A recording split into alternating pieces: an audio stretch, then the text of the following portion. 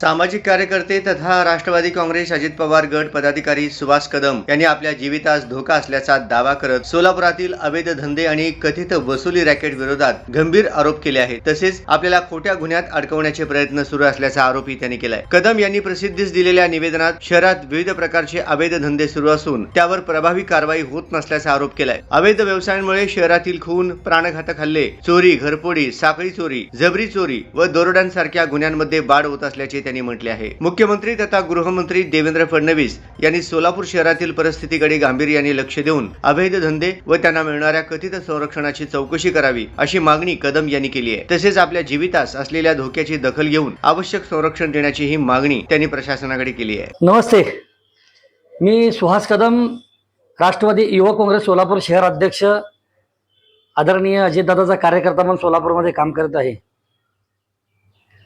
मी गेल्या 15 दिवसापासून सोलापूर शहरातील अवैध धंदे आणि अवैध धंद्यांना पोसले जाणारे जे काही पोलीस वसूलदार जे आहेत त्याच्यामध्ये मी मध्यंतरी नाव घेतलं होतं की पोलीस आयुक्तांच्या नावे जो कोणी या सोलापूर शहरामध्ये वसुली गोळा करतो ते म्हणजे ASI बाळासाहेब रामदास गायकवाड।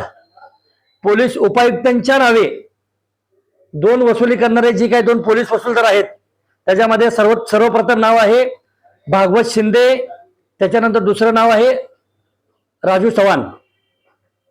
ह्या तिघांच्या बाबतीत मी राष्ट्रवादी युवक काँग्रेसच्या माध्यमातून सोलापूर शहराचे कर्तव्यदक्ष पोलीस आयुक्त M राजकुमार असतील, पोलीस उपायुक्त यावलकर साहेब असतील, यांना मी सविस्तरपणे ह्या तिघांच्या विरोधामध्ये तक्रार केली गेली होती। त्यानंतर तक्रार केल्यानंतर मी ह्या सोलापूर जिल्ह्याचे सन्माननीय पालकमंत्री जयकुमार भाऊ गोरे यांना देखील रितसर पद्धतीने ह्या वसूलदारांच्या विरोधामध्ये तक्रार दिली होती। आणि सोलापूर शहरामध्ये असा कोणता अवैध धंदा नाहीये, हा सोलापूरमध्ये नाहीये। सोलापूर शहर हे अवैध धंद्याची ह्या महाराष्ट्राची राजधानी झालेली आहे। ह्या सोलापूर शहरामध्ये दिवसाढवळ्या मर्डर केले जातात, खुनी हल्ले होतात, प्राणघातक हल्ला केला जातो, भर दिवसा सोन्याच्या दुकानावर दरोडा पडतो। नेमकं या सोलापूर शहरामध्ये चाललंय तरी काय? सोलापूर शहरामध्ये डान्स बार असेल, मटका असेल, सट्टा बाजार असेल, व्हिडिओ गेम असतील, पत्त्याचे क्लब असतील, शिंदी खाणे असतील, विषारू शिंदीच्या माध्यमातून अनेक लोकांचे संसार उद्ध्वस्त झालेले आहेत। गुटखा असेल, दारू असेल, असे अनेक प्रकार व्यवसायापासून असे अनेक अवैध धंदे ह्या सोलापूर शहरामध्ये बघायला मिळत आहेत।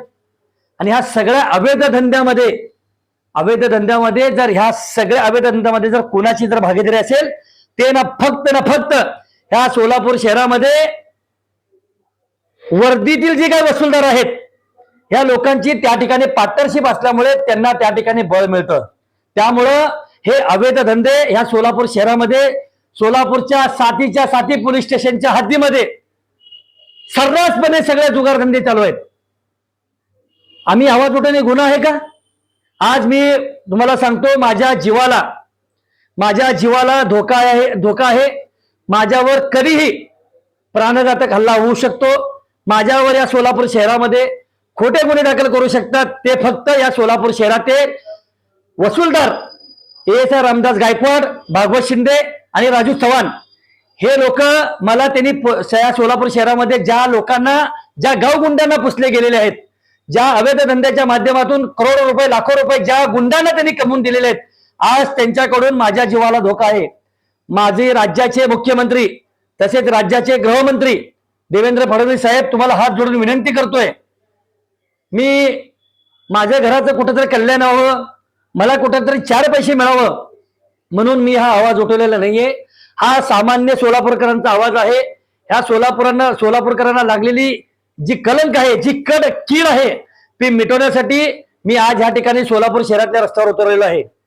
गेल्या 5 दिवसापासून मी माझ्या हॉस्पिटलच्या कामासाठी माझी मोहीम ही शांत होती, परंतु आदरणीय देवेंद्र फडणवीस साहेब, तुम्ही या महाराष्ट्रातील लाडके नेते म्हणून मी तुमच्याकडे बघत असतो, अभ्यासू नेत्या म्हणून मी तुमच्याकडे बघत असतो, परंतु साहेब, तुमच्या गृह खात्याला ह्या सोलापूर शहरामध्ये कलंक लागण्याचं काम ह्या पोलीस वसूलदाराच्या माध्यमातून, अवैध धंद्याच्या माध्यमातून होत आहे।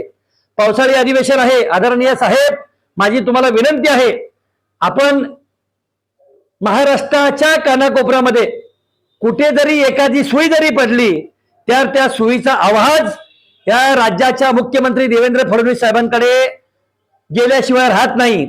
साहेब, मी गेल्या 15 दिवसापासून अवैध धंद्यांच्या या पोलीस वसूलदारांच्या विरोधामध्ये या सोलापुराच्या अवैध धंद्याच्या बाबतीमध्ये आवाज उठवतोय. पण साहेब, माझा आवाज आपल्याच माध्यमातून आपलंच नाव घेऊन जे काही भारतीय जनता पार्टीचे जे काही आमदार आहेत ते लोक तुमच्यापर्यंत आम्हाला आमचा आवाज पोहोचवू देत नाहीयेत. परंतु साहेब, मला माहित आहे गरिबी काय असते हे तुम्हाला सर्वस्वत आहे, तुम्हाला सगळं ज्ञात आहे.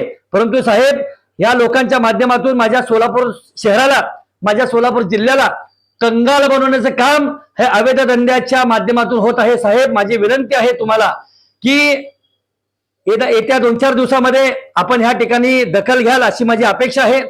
आपण जर दखल नाही घेतली तर ना इलाज असतो मला येत्या थोड्याच दिवसामध्ये अन्नत्याग आंदोलन करावं लागेल. मी या सोलापूर जिल्ह्याचे कर्तव्यदक्ष पालकमंत्री यांना देखील भेटलो. जया भाऊ, माझं तुमच्यावर पूर्ण विश्वास आहे. मला माहित आहे आदरणीय राज्याचे मुख्यमंत्री तसेच राज्याचे गृहमंत्री आदरणीय देवेंद्र फडणवीस साहेबांच्या खात्याला कोणत्याही पद्धतीचं गालबोट लागता कामा नये याची दखल तुम्ही नक्की घ्याल. म्हणून मी तुम्हाला 2 वेळा भेटलो होतो. तुम्हाला मी तक्रार देखील तुमच्याकडे केलेली आहे. आदरणीय गृहमंत्री साहेब, आदरणीय राज्याचे मुख्यमंत्री साहेब देवेंद्र फडणवीस साहेब, मी ज्या पद्धतीने तुमच्याकडे तक्रार करतोय त्या तक्रारीमध्ये तथ्य आहे का नाही, आपण आपली बाजू, आपलं ह्या ठिकाणी सगळ्या गोष्टी वापरून आपल्याला रिपोर्टिंग करणारे जे काय आयबीचं खातं असेल, SIDचे खाते असतील, असे अनेक गृह खाते आहेत. त्या माध्यमातून मी ज्यांच्यावर आरोप करतोय, ज्या अवैध धंद्याच्या बाबतीमध्ये मी आवाज उठवतोय, आदरणीय साहेब, तुम्हाला नक्कीच ते लोक सुहास कदमनी ज्या पद्धतीने आवाज उठवलेला आहे तो आवाज सत्य आहे, तो सोलापूरकरांच्या सामान्य जनतेचा आवाज आहे. म्हणून हे सगळे गृह खात्यातील संलग्नित असलेले खाते तुम्हाला नक्की रिपोर्टिंग करतील साहेब.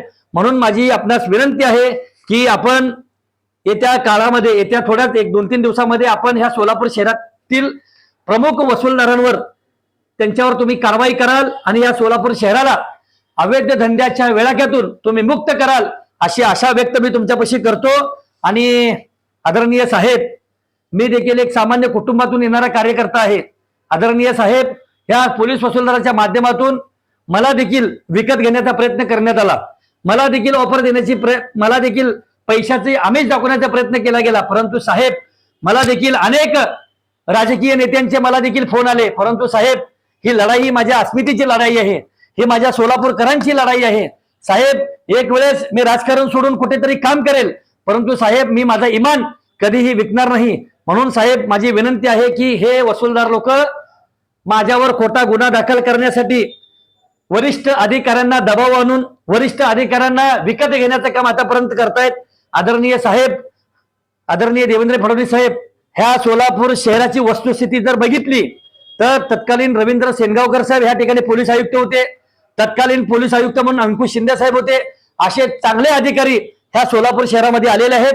ह्या कर्तव्यदक्ष पोलीस आयुक्तांनी, मी ज्यांचं नाव घेतोय, ASI बाळासाहेब रामदास गायकवाड, ह्या वसूलदाराला त्यांनी बडतर्फ केलं गेलं होतं. परंतु आज तो माणूस पुन्हा सेवेमध्ये येतो, पुन्हा राजकीय बळाचा वापर करतो, पैशाचा वापर करतो, पैशाच्या जोरावर गृह खात्याला विकत घेण्याचं काम करतो. आदरणीय साहेब, मला असं कळतंय की हे देवेंद्र फडणवीस साहेबांचं सरकार आहे. आदरणीय देवेंद्र फडणवीस साहेब नक्कीच ह्याच्या बाबतीमध्ये दखल घेतील आणि कारवाई करतील अशी आशा ह्या ठिकाणी व्यक्त करतो. साहेब, माझी विनंती आहे की आपण ह्या ठिकाणी ह्या माझ्या विनंतीला मान देऊन आपण नक्कीच ह्याच्यामध्ये चौकशी लावाल आणि ह्या सगळ्या लोकांना घरी बसवाल आणि अवैध धंदे या सोलापूर शहरापासून हद्दपार कराल अशी अपेक्षा व्यक्त करतो आणि मी ह्या ठिकाणी थांबतो. जय हिंद, जय महाराष्ट्र, जय राष्ट्रवादी.